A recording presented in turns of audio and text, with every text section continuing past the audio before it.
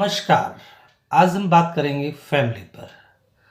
हमारा ये लेक्चर अगर आपको अच्छा लगे तो आप इसको लाइक करिएगा, सब्सक्राइब करिएगा ताकि आपको समय समय पर और जानकारी मिलती रहे। इस लेक्चर को सुनने से पहले कुछ किताबें नोट कर लीजिए। समाजशास्त्र के सिद्धांत, Vidyabhushan Sachdeva. Society, MacIver Page. Human society, Kingsley Davis. और इंडियन सोसाइटी का भी अवलोकन कर सकते हैं जो अस्सी दुबे साहब की है।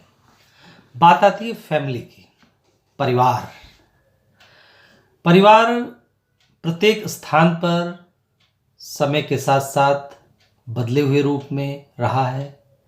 जब से आदमी ने परिवार के रूप में रहना शुरू किया है तभी से वास्तव में वो समाज में रहने के लायक बना है।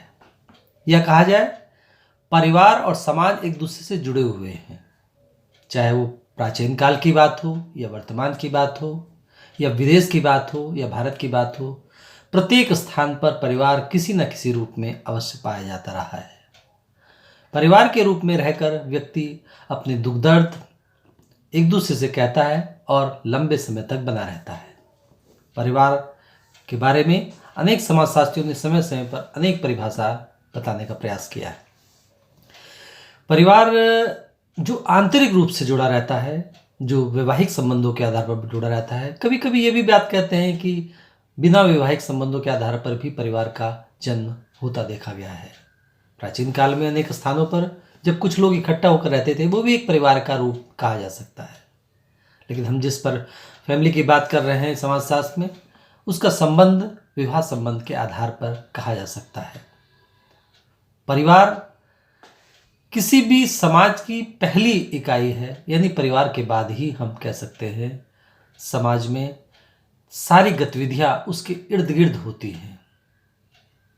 प्रत्येक समाज, जैसे कि मैंने कहा, चाहे विकसित समाज हो या अविकसित समाज हो, प्रत्येक स्थानों पर परिवार पाया जाता है। जब हम बात करते हैं अमेरिका की, जब बात करते हैं जर्मनी की, जब बात करते हैं ऑस्ट्रेलिया की जो कि विकसित राष्ट्र है, वहाँ पर भी परिवार पाए जाते हैं।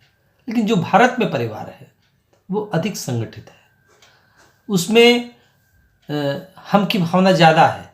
वो दृष्टिकोण जो भारत में पाया जाता है वो एक संयुक्त रूप है, जबकि हम विकसित राष्ट्रों में उसका संयुक्त रूप टूट के एक दूसरे रूप में परिवर्तित हो जाता है, जिसका जिक्र हम लेक्चर में करेंगे।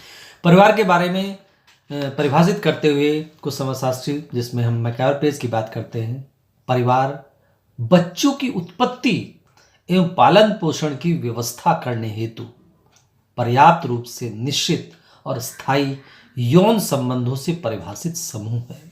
मतलब मैकआवर पेज ने इसको एक समूह बताया है। जैसा कि हमने अपने पहले लेक्चर्स में समूह के बारे में बात की थी, जो कि निश्चित उद्देश्यों के लिए इकट्ठा होता है और यौन संबंधों पर आधारित। एक तरह से परिवार में विवाह के जरिए जो यौन संबंध होता है, विवाह के पश्चात, उसके पश्चात परिवार का जन्म होता है, जो बच्चों की उत्पत्ति के लिए और उनका पालन पोषण के लिए की व्यवस्था करनी हो तो पर्याप्त रूप से एक निश्चित और स्थायी परिभाषित समूह है। यानी परिवार के अभाव में बच्चों की उत्पत्ति नहीं हो सकती। हालांकि बच्चों की उत्पत्ति वैसे भी हो सकती है, लेकिन मान्यता के रूप में बच्चों की उत्पत्ति परिवार में ही होती है, जिससे और साथ में उनका लालन पालन भी होता है, क्योंकि उनका लालन पालन होने के लिए जरूरी है एक ऐसा दायरा हो जिसके अंदर रहकर उनकी समस्त आवश्यकताओं की पूर्ति हो सके। यौन संबंध, अगर हम उस काल की बात करें जिस समय स्वच्छंद यौनाचार व्यवस्था थी, उस समय परिवार ना के बराबर थे। ऐसी स्थिति में बच्चों का लालन पालन सही से ढंग से नहीं होता था। ऐसे में अव्यवस्था फैल जाएगी। वो परिवार मनुष्यों का परिवार नहीं होगा, वो जानवरों का परिवार हो सकता है। लेकिन मैकआवर पेज ने हमें बहुत क्लियर बात कही है कि बच्चों की उत्पत्ति हो, उनका लालन पालन हो, उनका समाजीकरण, काफ़ी हद तक ये बात कही जा सकती है कि परिवार में ये सब चीज़ें हो सकती हैं, होती हैं।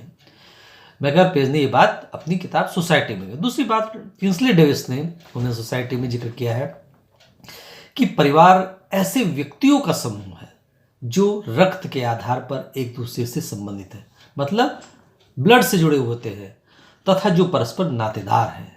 परिवार अनेक व्यक्तियों का समूह जो, यानी ये बात मैकआवर पेज की बात को ही इन्होंने काफ़ी हद तक समूह के रूप में बात कही है, जो रक्त के आधार पर एक दूसरे से जुड़े हुए हैं, यानी ब्लड के आधार पर जुड़े रहते हैं, जो परस्पर नातेदार है आपस में, उनमें किनशिप वाला सिस्टम है। यानी एक तरह से बात कही जाए, किंग्सले डेविस की बात और मैकआयर पेज की बातों में काफ़ी कुछ सिमिलरिटीज़ दिखाई पड़ती है। यानी एक बात समझ में आती है, ये एक समूह है जो एक साथ रहता है, हम की भावना दिखाई पड़ती है, इनमें आपसी भाईचारा दिखाई पड़ता है, कुछ नियम कानून रहते हैं जिसके आधार पर परिवार लंबे समय तक बना रहता है। इसके साथ साथ बिसन्स ने परिवार की परिभाषा एक दृष्टिकोण से यह की जा सकती है कि यह एक स्त्री, बच्चे सहित तथा एक पुरुष उनकी देखरेख हेतु होता है। यानी एक स्त्री, बच्चे और एक पति जो मिलकर एक परिवार का निर्माण करते हैं। यानी बिसन्स की जो बात की यहाँ पर क्लियर है कि परिवार उसको कहेंगे जिसमें एक व्यक्ति होगा, एक पुरुष होगा, एक स्त्री होगी और उनके बच्चे होंगे, जो एक निश्चित दायरे में रहकर अपनी आवश्यकताओं की पूर्ति करेंगे, अपने व्यवहार करेंगे, उसको हम परिवार कहेंगे। हालांकि इन्होंने ये बात नहीं कही कि यौन संबंधों पर आधारित है, रक्त संबंधों पर आधारित है, लेकिन इनका मकसद भी वही है। इस आधार पर हम कह सकते हैं जहाँ पर भी एक स्त्री, एक पुरुष और बच्चे रहते हैं उसको परिवार कहा जा सकता है। लेकिन जो मैकआयर पेज ने जो बात कही रक्त संबंधों की बात, वो भी अपनी जगह महत्व रखती है, जो बात बिसन्स ने नहीं कही। कोई बात नहीं। अगर हम यहाँ पर बात करते हैं इलियट और मेरिल की, तो उन्होंने कहा परिवार पति पत्नी व बच्चों से निर्मित एक जैविक सामाजिक समूह है। इन्होंने बात कह दी इलियट और मेरिल ने कि परिवार पति पत्नी और बच्चों से निर्मित एक जैविक सामाजिक समूह है। इन्होंने वो बात बिल्कुल क्लियर कर दी कि जहाँ पर पति पत्नी, और पति पत्नी कैसे बनेंगे? विवाह के जरिए। पति पत्नी और उनके बच्चे से निर्मित एक जैविक समूह है, जीवित समूह है, अर्थात उसमें तमाम तरह की गतिविधियां होंगी। तो इलियट और मेरिल की बातों में ये चीज समाहित है। इसके साथ साथ क्लेयर ने जो बात कही है कि परिवार से हम संबंधों की उस व्यवस्था से समझते हैं जो माता पिता और उनके संतानों के बीच पाया जाता है। हम संबंधों की एक ऐसी व्यवस्था है जिसमें माता पिता होते हैं और उनके संतानों के बीच कुछ रिलेशंस होते हैं, कुछ संबंध होते हैं, जो संबंध आपस में एक दूसरे को बांधे रहते हैं। क्योंकि अगर संबंध ना हो तो वो आपस में जुड़े नहीं रहेंगे, इसलिए एक संबंध डेवलप होता है, उस संबंध के आधार पर परिवार लंबे समय तक बने रहते हैं। इसके साथ ही साथ बर्गस ने और लॉक ने यहाँ पर बताया कि एक परिवार उन व्यक्तियों का समूह है जो विवाह, रक्त अथवा गोद लेने के संबंधों में एक दूसरे से बंधे रहते हैं। यहाँ इन्होंने एक बात ये भी कह दी कि रक्त के आधार पर तो परिवार बनते ही हैं, लेकिन साथ में ये भी हो सकता है किसी बच्चे को गोद ले लिया गया हो, ऐसी स्थिति में वो भी परिवार का मेंबर बन गया और उसमें के साथ भी वही संबंध हो गए, जो एक गृहस्थी का निर्माण करते हैं, जो पति पत्नी, माता पिता, पुत्र पुत्री और भाई बहन की निजी सामाजिक भूमिका में एक दूसरे के साथ अंतःक्रिया और अंतः संचार करते रहते हैं, और जो एक सामान्य संस्कृति का निर्माण करते हैं तथा उसे बनाए रखते हैं। द फैमिली में उन्होंने ये जो बात बताई है पुस्तक में, जिसमें बताने का प्रयास किया कि अभी तक के जितने समाजशास्त्रियों का जिक्र मैंने अभी किया, उनमें उन्होंने गोद लेने वाले संबंध की बात नहीं की, क्योंकि परिवार उन्होंने कहा पति पत्नी हो सकते हैं, एक पुरुष एक स्त्री के बीच यौन संबंध हो सकते हैं और उनके बच्चे हो सकते हैं। यहाँ पर इन्होंने कहा कि वो तो है ही, लेकिन अगर गोद लेने लिए हुए बच्चे की बात भी करते हैं तो वो भी परिवार का अंग होता है और उनके बीच अंतःक्रिया होती है, अंतर संबंध होते हैं और उसके आधार पर वो लंबे समय तक बना रहता है। उनकी प्रत्येक की एक भूमिका होती है, पति की एक भूमिका है, पत्नी की एक भूमिका है, बच्चों की एक भूमिका है, उसी के आधार पर उनकी एक्टिविटीज़ होती हैं। उन एक्टिविटीज़ से परिवार मेंटेन रहता है, बना रहता है। इन समाजशास्त्रियों के आधार पर हम फैमिली की कुछ कैरेक्टरिस्टिक्स भी कह सकते हैं, जैसे सार्वभौमिकता। सार्वभौमिकता मतलब परिवार प्रत्येक काल में, प्रत्येक स्थान पर किसी न किसी रूप में अवश्य पाया जाता है। हमने अभी थोड़ी देर पहले बात करी, चाहे वो विकसित राष्ट्र हो या अविकसित राष्ट्र हो, कहीं परिवार किसी रूप में पाया जाता है, कहीं परिवार किसी दूसरे रूप में, कहीं न्यूक्लियर फैमिली के रूप में पाया जाता है, कहीं ज्वाइंट फैमिली के रूप में पाया जाता है। कहीं बड़े परिवार होते हैं, कहीं छोटे परिवार होते हैं, कहीं मॉडर्न एक्टिविटीज़ करते हैं, कहीं ट्रेडिशनल एक्टिविटीज़ करते हैं, लेकिन प्रत्येक समय में परिवार किसी न किसी रूप में रहा है। अगर हम प्राचीन काल की बात करते हैं तो प्राचीन काल में भी परिवार रहा है और वर्तमान समय में भी परिवार दिखाई पड़ता है, यानी परिवार प्रत्येक स्थान पर रहा है। दूसरा है भावनात्मक आधार। फैमिली में एक भावनात्मक आधार भी होता है जो उसको आपस में जुड़ा रहता है। ये मेरी पत्नी है, ये मेरा पति है, ये मेरे बच्चे हैं, बच्चे कहते हैं ये मेरे पिता हैं, ये मेरी माता है। जो इमोशनल अटैचमेंट उनके अंदर है वो फैमिली में बना रहता है।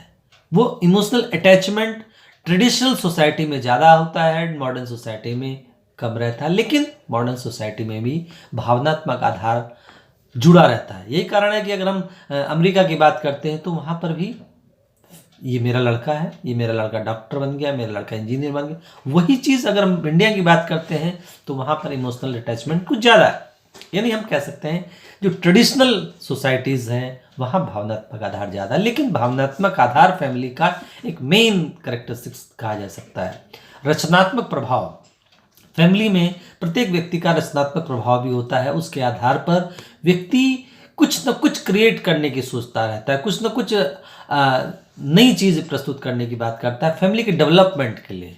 यानी फैमिली में एक सहारा सा रहता है जिसके आधार पर फैमिली में ट्रेनिंग सी दी जाती है, जिसके आधार पर व्यक्ति का जो बेस होता है वो रचनात्मक होता है। सीमित आकार। फैमिली का एक सीमित आकार होता है, जैसे कि मैंने कहा पति पत्नी बच्चे, बच्चों के बच्चे हो सकते हैं, मतलब लेकिन वो आकार एक सीमित हुआ। जैसे कि बात कही कि विभिन्न समाजशास्त्रियों ने कि परिवार एक समूह है।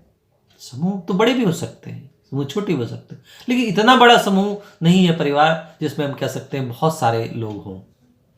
ये कुछ हालांकि एग्जाम्पल ऐसे पता चलते हैं कि उसकी फैमिली में 100 लोग हैं, लेकिन फिर भी वो एक सीमा रेखा है। ऐसे एग्जाम्पल बहुत कम दिखाई पड़ते हैं, लेकिन सीमित आकार होता है जो निश्चित संबंधों के आधार पर एक दूसरे से बंधे हुए रहते हैं। यानी वहाँ पर हमको पति पत्नी बच्चे इस तरह के रिलेशंस दिखाई पड़ते हैं, माता पिता इस तरह के रिलेशंस दिखाई पड़ते हैं, जो अर्थात हम कह सकते हैं इसका एक सीमित आकार होता है। सामाजिक संरचना में केंद्रीय स्थिति होती है। जो हमारा सोशल स्ट्रक्चर का लेक्चर था उसके जरिए हमने आपको बताया कि सामाजिक संरचना है, उसमें आपस में जो संबंध होते हैं उनकी जो केंद्र स्थिति है वो क्या है? परिवार। मतलब परिवार के इर्द गिर्द ही पूरी सोसाइटी चलती है। जैसे हमने कहा व्यक्ति व्यक्ति से मिलकर परिवार बना, जिनके बीच रिलेशंस हुआ और उसके पश्चात परिवार का जन्म हुआ।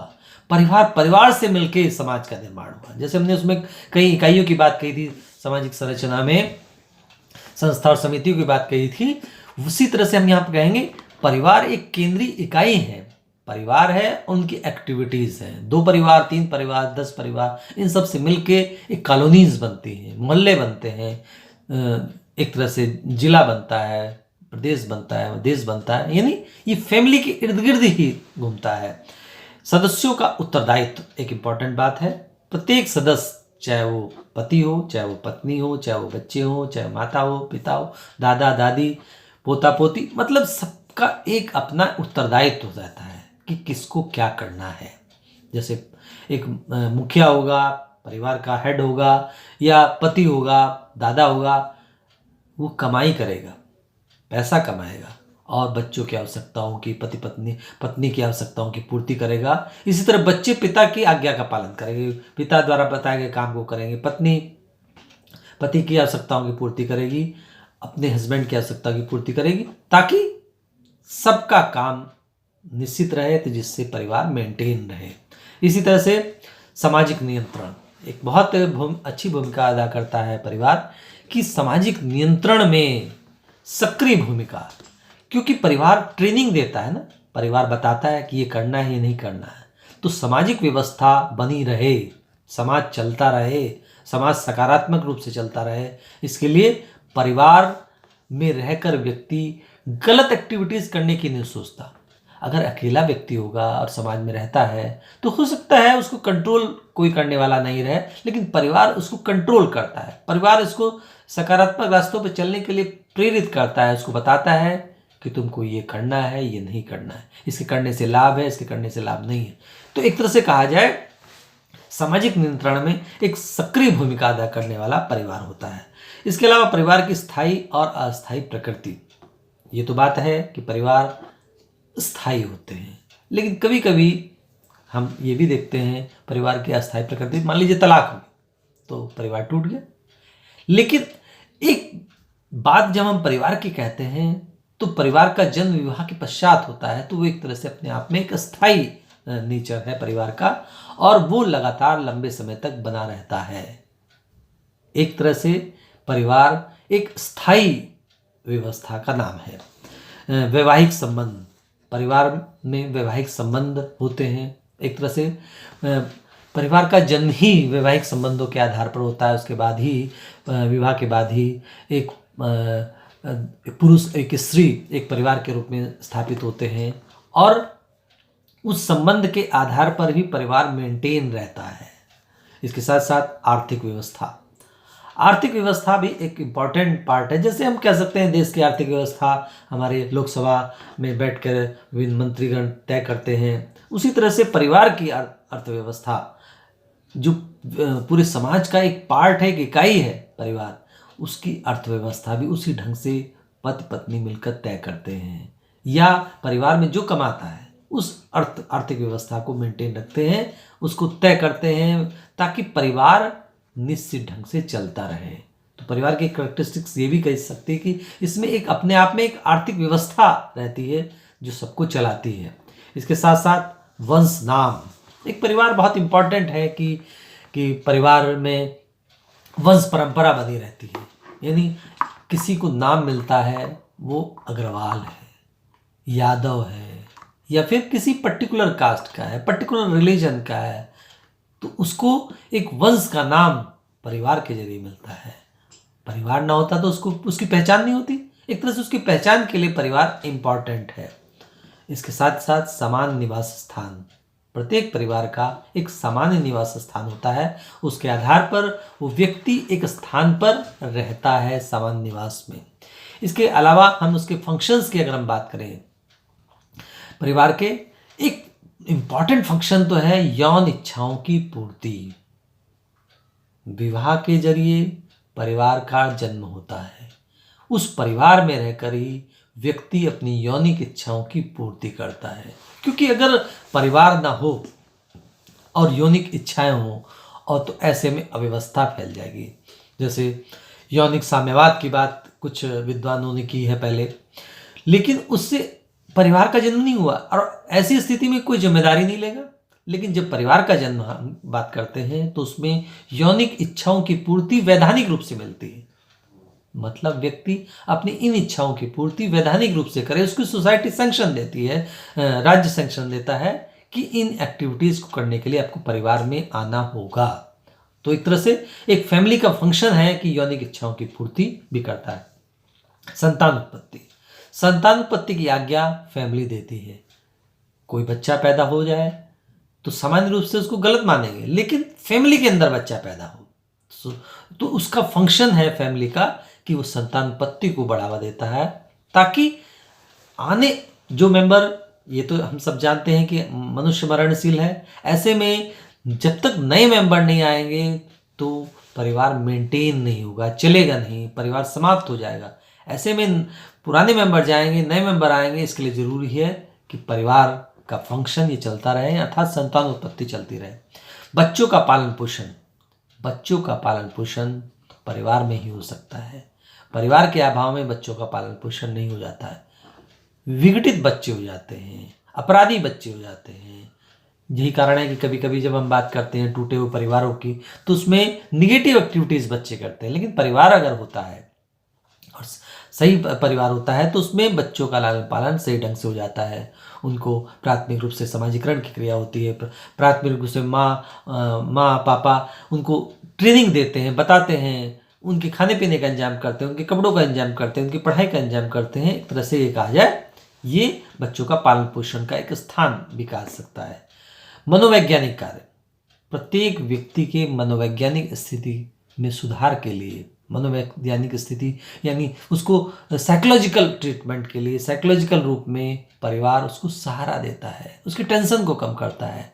परिवार के अभाव में वो हो सकता है पागल हो जाए, लेकिन उसको सहारा देता है परिवार। ये एक बहुत ही इंपॉर्टेंट फंक्शन है, क्योंकि अकेला व्यक्ति तरह तरह की बातें सोच सकता है, लेकिन परिवार में रहकर उसकी पत्नी, उसके बच्चे या बच्चों के पिता माता वो एक दूसरे की मदद करते हैं साइकोलॉजिकल रूप से। इसके अलावा सदस्यों की जो शारीरिक रक्षा, सदस्यों जो जितने भी मेंबर्स होते हैं शारीरिक रूप से उनकी रक्षा करने का काम भी परिवार द्वारा किया जाता है, अर्थात एक दूसरे के शरीर के बारे में ध्यान दिया जाता है परिवारों में। भोजन तथा वस्त्र की व्यवस्था, प्रत्येक परिवार भोजन की व्यवस्था करता है, वस्त्र की व्यवस्था करता है, क्योंकि उस व्यवस्था करने के लिए परिवार का होना जरूरी है। आप किसकी मदद करें? आदमी अपनी फैमिली की मदद करता है, उनके भोजन की व्यवस्था करता है, चाहे वो कैसे ही करे, लेकिन एक पिता अपने बच्चों की आवश्यकताओं की पूर्ति करता है, वस्त्र का इंतजाम करता है, ताकि गर्मी और सर्दी में उनकी एक तरह से सुरक्षा हो सके। स्थान की व्यवस्था एक बहुत इंपॉर्टेंट फंक्शन है, कहाँ परिवार रहेगा, इसीलिए परिवार एक मकान का इंतजाम करता है, एक रेजिडेंस का इंतजाम करता है, एक स्थान का इंतजाम करता है, ताकि परिवार के समस्त मेंबर उस स्थान पर रहकर तमाम एक्टिविटीज़ कर सकें। फैमिली के अभाव में ये व्यवस्था लंबे समय तक होना संभव नहीं। वो ठीक है कि कुछ लोगों की मदद सरकार द्वारा की जाती, कुछ लोगों की मदद एनजीओज के जरिए की जाती, लेकिन ये एक टेम्परेरी व्यवस्था है। लेकिन फैमिली आंतरिक रूप से अंदर से सोच के इस तरह के स्थान की व्यवस्था करता है। श्रम विभाजन, फैमिली में श्रम विभाजन का फंक्शंस भी होता है, जैसे कि मैंने अभी पहले जिक्र किया कि फैमिली के अंदर प्रत्येक व्यक्ति के काम बटे हुए हैं। जनरली ट्रेडिशनल इंडियन सोसाइटीज़ में पुरुष बाहर जाके पैसा कमाएगा, स्त्री खाना बनाएगी, बच्चे पिता माता की आवश्यकताओं की पूर्ति करेंगे। इस तरह से मॉडर्न सोसाइटी में हो सकता है पति पत्नी दोनों कमाने जाएं, लेकिन घर पे आके काम सब एक साथ करेंगे, घर की साफ सफाई का काम करेंगे। अर्थात श्रम विभाजन का एक बहुत इंपॉर्टेंट रोल फैमिली में दिखाई पड़ता है। इसके साथ साथ आय व संपत्ति का प्रबंध, आय का इंतजाम किया जाता है, यानी पैसा कहाँ से आएगा, उसको कमाने के लिए कौन जाएगा, ये फंक्शंस भी फैमिली में द्वारा किया जाता है। आय यानी इनकम का इंतजाम किया जाता है, और संपत्ति का प्रबंध, जो बिल्डिंग्स बनी है, जो ज़मीन है, जो संपत्ति के दूसरी चीज़ें हैं, उन सब का प्रबंधन बहुत ज़रूरी है। जैसे अगर बच्चे 2 हैं तो बच्चों में बांटने का इंतजाम, ये बहुत इंपॉर्टेंट बात है, क्योंकि इसके अभाव में तमाम तरह की प्रॉब्लम्स आती हैं। ये बिल्डिंग किसको मिलेगी, ये खेत किसको मिलेगा, ये शॉपिंग कॉम्प्लेक्स किसको मिलेगा, इन सब का प्रबंधन फैमिली द्वारा किया जाता है। परिस्थिति निश्चित करना, जो स्टेटस है वो निश्चित किया जाता है, किसका क्या स्टेटस है, किसको क्या क्या करना है, ये फैमिली द्वारा निश्चित होता है। एक तरह से यहाँ पर हम कहें कि फैमिली ये निर्धारित करती है कि किसका क्या क्या स्टेटस है। और बहुत ही इम्पॉर्टेंट जो बात हम कह सकते हैं कि वो है समाजीकरण, जिसके कारण हम परिवार की बात करते हैं। समाजीकरण की प्रक्रिया की जो शुरुआत है वो फैमिली द्वारा की जाती है। समाजीकरण समाजशास्त्र में एक अहम स्थान रखता है, जो कि बचपन से ही बच्चे को माँ उसको ट्रेन करती है, माँ उसको बताती है। प्रथम पाठशाला है परिवार कि माता के जरिए वो सीखता है, पिता के जरिए वो सीखता है, दादा के जरिए वो सीखता है, भाई बहनों के जरिए वो सीखता है। तो समाजीकरण की जो प्रक्रिया है वो एक तरह से परिवार में ही की जाती है। अब बात आती है, ये तो बात इसके फंक्शन की बात, फैमिली की अनगिनत वैसे फंक्शन है, लेकिन ये कुछ इंपॉर्टेंट फंक्शन है जिनके आधार पर हम कह सकते हैं प्रत्येक समाजों में फैमिली इन्हीं फंक्शंस के आधार पर मेंटेन रहती है, चलती है। इन फंक्शन में जरा भी कुछ कमी होती है तो फैमिली टूटती है, फैमिली में दरार पड़ती है, और ऐसे में विघटित व्यवहार होते हैं जो कि पारिवारिक विघटन की तरफ जाते हैं। लेकिन उसको जुड़ने का प्रयास परिवार के प्रत्येक मेंबर करते रहते हैं। अब बात आती है उसके विभिन्न टाइप्स की। वैसे तो अलग अलग समाजशास्त्रियों ने उसके डिफरेंट टाइप्स बताए हैं, लेकिन यहाँ हम कुछ कुछ मेन टाइप्स की बात करेंगे। जैसे अगर हम सत्ता के आधार पर परिवारों की बात करें तो दो तरह के दृष्टिकोण दिखाई पड़ते हैं, पितृसत्तात्मक और मातृ सत्तात्मक, यानी पैट्रियार्कल फैमिली और मैट्रियार्कल। सत्ता यानी जहां पर पिता की सत्ता के आधार पर काम होता है, पिता इंपॉर्टेंट है। मेनली भारत में और विश्व के अनेक स्थानों पर पैट्रियार्कल फैमिली ही दिखाई पड़ती है, जहां पर पिता की सत्ता चलती है। मैट्रियार्कल सोसाइटी, जिसमें माता की सत्ता के आधार पर काम किया जाता है, वहाँ मैट्रियार्कल फैमिलीज डेवलप होती हैं। मैट्रियार्कल एक तरह से फैमिली है जो कुछ ट्राइबल्स में दिखाई पड़ती है, जैसे खासी गारो में दिखाई पड़ती है, नायर में दिखाई पड़ती है। इस आधार पर यहाँ पर मातृ सत्तात्मक परिवार है और पितृ सत्तात्मक परिवार है, दो तरह के परिवार। अगर हम वंश परंपरा के आधार पर परिवार की बात करें तो यहाँ पर पितृवंशी परिवार और मातृवंशी परिवार, यानी पैट्रीलिनियल फैमिली और मैट्रीलिनियल फैमिली, यानी जहां पर पिता के वंश के हिसाब से बच्चों का नाम डिसाइड होता है, बच्चे आगे एक्टिविटीज करते हैं, उसको हम पितृवंशी परंपरा वाले परिवार कह सकते हैं। और दूसरे ये वो हो सकते हैं जो माता के वंश के आधार पर एक्टिविटीज होती है। वो पुनः वही बात जो बात हमने कही कि ज़्यादातर हम पूरे विश्व के स्तर पर देखते हैं तो पितृवंशी परंपरा के आधार पर परिवार दिखाई पड़ते हैं। बहुत कम परसेंटेज ऐसे हैं जो जहाँ पर मातृवंशी परंपरा वाले परिवार दिखाई पड़ते हैं।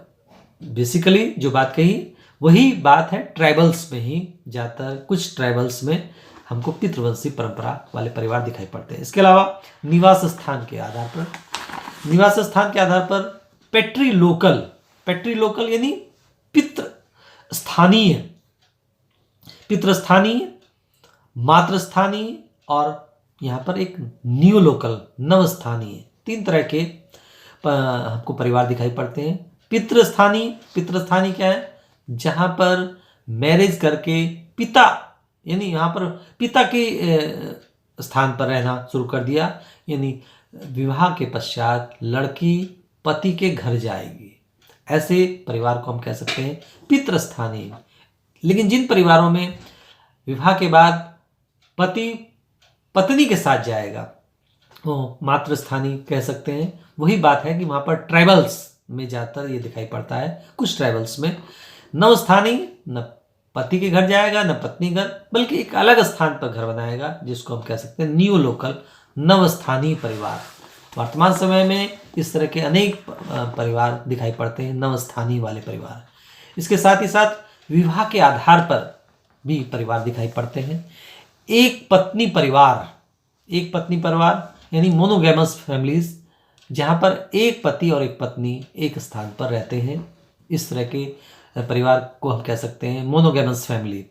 इसके अलावा बहुपत्नी परिवार, जहाँ पर एक पति के बहुत सारी पत्नियाँ, यानी पोलीगैमस फैमिलीज वाले परिवार हो सकते हैं, जहाँ पर एक पति की बहुत सारी पत्नियाँ हों और वो एक स्थान पर निवास करते हों, तो उसको हम कह सकते हैं पोलीगैमस फैमिली। इसके अलावा बहुपति परिवार, यानी जहाँ पर पोलियंडस, यानी जहाँ बहुत सारे पति रहते हैं, एक स्त्री रहती है और बहुत सारे पुरुष रहते हैं, उस तरह के परिवार को हम कह सकते हैं पोलियंडस। इस तरह का एक रूप भी फैमिली के टाइप्स में दिखाई पड़ता है। इसके साथ साथ संख्या के आधार पर हम कह सकते हैं एक तो मूल परिवार, जिसको न्यूक्लियर फैमिली कहते हैं, संयुक्त परिवार यानी joint family system. Nuclear family जहाँ पर पति पत्नी और उनके बच्चे रहते हैं, जनरली वहाँ हम कह सकते हैं 2 पीढ़ी के लोग या 1 पीढ़ी के लोग पति पत्नी, उसको हम कहेंगे न्यूक्लियर फैमिली। ज़्यादातर विश्व के अनेक स्थानों पर न्यूक्लियर फैमिली सिस्टम दिखाई पड़ता है। चाहे हम विकसित राष्ट्रों की बात करें या विकसित राष्ट्रों की बात करें, तो प्रत्येक स्थानों पर हमको इस तरह की फैमिली यानी न्यूक्लियर फैमिली सिस्टम दिखाई पड़ता है। और समय के परिवर्तन के साथ साथ हम भारत के संदर्भ में भी कहते हैं तो वहाँ पर भी न्यूक्लियर फैमिली सिस्टम ही दिखाई पड़ता है।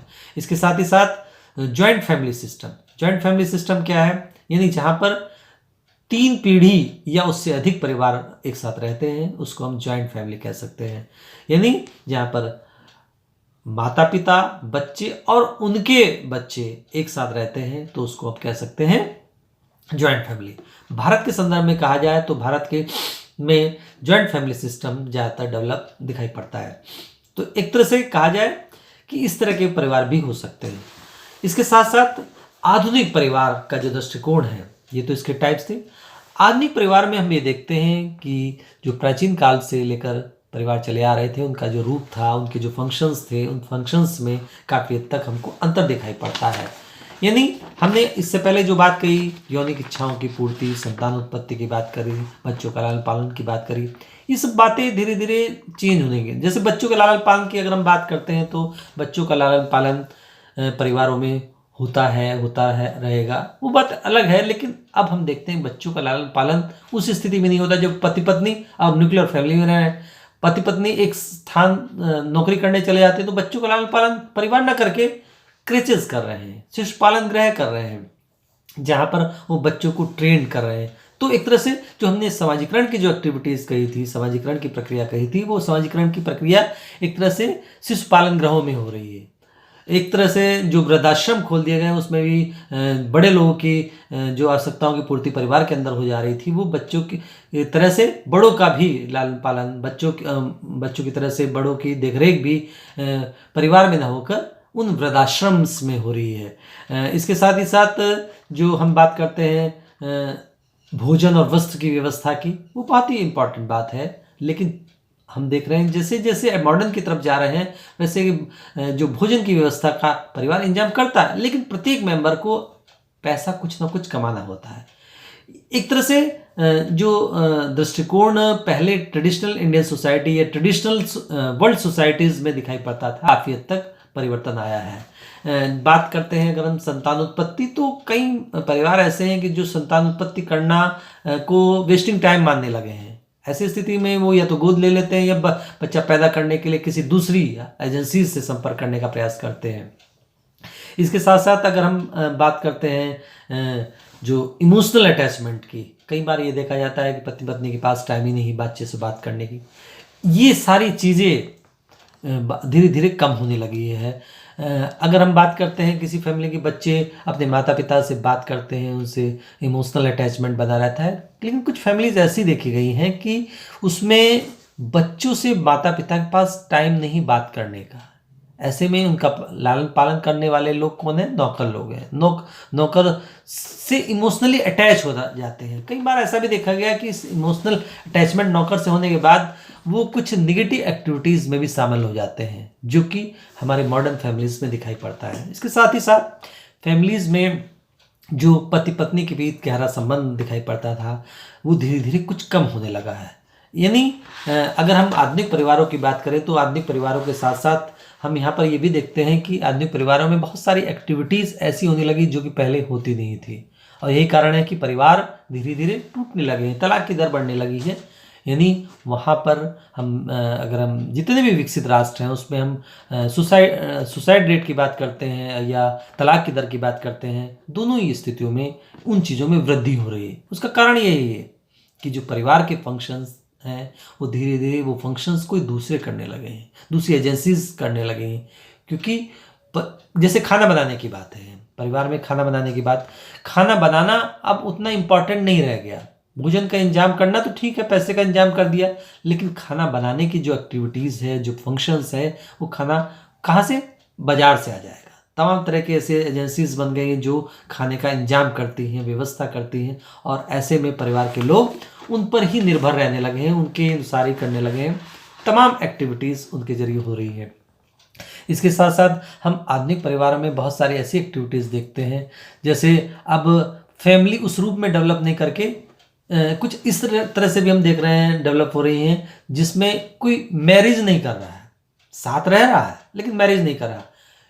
एक तरह से उनमें ऐसे रिलेशंस स्थापित हो जाते हैं जिसके आधार पर हम कह सकते हैं वो फैमिली है, लेकिन उनके बीच मैरिज नहीं है, म्यूचुअल रिलेशंस है। एक फैमिली की तरह से वो एक रेजिडेंस में रहते हैं, घर में रहते हैं, तमाम एक्टिविटीज़ है, जैसे कि हमने कहा था, यौनिक इच्छाओं की पूर्ति करते हैं, लेकिन विवाह नामक संस्था के जरिए नहीं, बल्कि वो स्वच्छंद रूप से रहते हैं और उस रूप में तमाम एक्टिविटीज़ करते हैं। ऐसे में जो फैमिली के बहुत सारे फंक्शंस थे, जिसमें जिम्मेदारी की बात थी, वो जिम्मेदारी की बात धीरे धीरे समाप्त होती जा रही है। ऐसे में अगर हम परिवार के भविष्य की बात करते हैं, तो परिवार का भविष्य काफ़ी हद तक बहुत अच्छा आगे की चलकर नहीं दिखाई पड़ रहा है, खासकर विकसित राष्ट्रों में, जहाँ पर हमने अभी बात करी कि टेंशन्स हैं, जिसके कारण हम ये देखते हैं कि लगातार आत्महत्याएं हो रही हैं फैमिलीज़ में। चूँकि ये हो रहा है कि मैं बड़ा, इस मैं बड़ा में काफ़ी हद तक तनाव की स्थिति आ रही है, और जिसका रूप बच्चे देखते हैं, तो बच्चों में भी वो चीज़ डेवलप हो रही है। ऐसे में फैमिली टूट रही है, फैमिली का जो रूप था वो रूप टूट रहा है। तलाक की दर, जैसे कि मैंने कहा, अमेरिका और दूसरे विकसित राष्ट्रों में, भारत और इस तरह के देशों में की तुलना में काफ़ी अधिक दिखाई पड़ता है। यानी हम कह सकते हैं फैमिली का जो दृष्टिकोण था, जो उसकी फंक्शंस थे, उसकी जो करैक्टरिस्टिक्स थी, उसमें काफ़ी हद तक बदलाव दिखाई पड़ता है। वो जाति का इसकी विभिन्न जातियों में जैसे परिवार दिखाई पड़ते हैं, तो वो तमाम एक्टिविटीज़ परिवारों में वो धीरे धीरे कम होने लगी। चाहे वो श्रम विभाजन की बात हो, चाहे स्टेटस की बात हो, चाहे उनके रोल की बात हो, चाहे एक तरह से भोजन की व्यवस्था की या प्रबंधन की बात हो। वो जैसे प्रबंधन की बात है, संपत्ति का प्रबंधन, वो संपत्ति का प्रबंधन पहले होता, सही ढंग से होता था, आज धीरे धीरे कम हो रहा है। यानी वो प्रबंधन में प्रबंधन नहीं कर पाता। ऐसे में हमारी जो कानून की व्यवस्था है वो उसमें प्रवेश करती है, बीच बचावा कराती है। ऐसे में हम कह सकते हैं कि फैमिली का जो भविष्य है बहुत मजबूत नहीं है। लेकिन फिर भी हम कहें अंत में, फैमिली के अभाव में व्यवस्था मेंटेन नहीं हो सकती। इसलिए फैमिली का रूप कुछ भी हो, वो ठीक है कि वो थोड़ा सा रोबोटिक टाइप का की तरफ जा रहा है, फैमिली की एक्टिविटीज़ उस तरफ जा रही है, एक ऐसे यांत्रिक दृष्टिकोण की तरफ जा रही है। लेकिन फिर भी फैमिली के समस्त लोग आपस में जुड़े हुए हैं, आंतरिक रूप से जुड़े हुए हैं। चाहे वो बात अमेरिका की बात करें, चाहे हम आधुनिक परिवार की बात करें या ट्रेडिशनल परिवारों की बात करें, प्रत्येक स्थानों पर परिवार अवश्य विद्यमान है, और उसके भविष्य में भी हम ये कह सकते हैं बहुत निकट समय में परिवार का भविष्य अंधकार में नहीं है। वो बात अलग हो सकती है बाद में हो, लेकिन वर्तमान समय में नहीं। ठीक।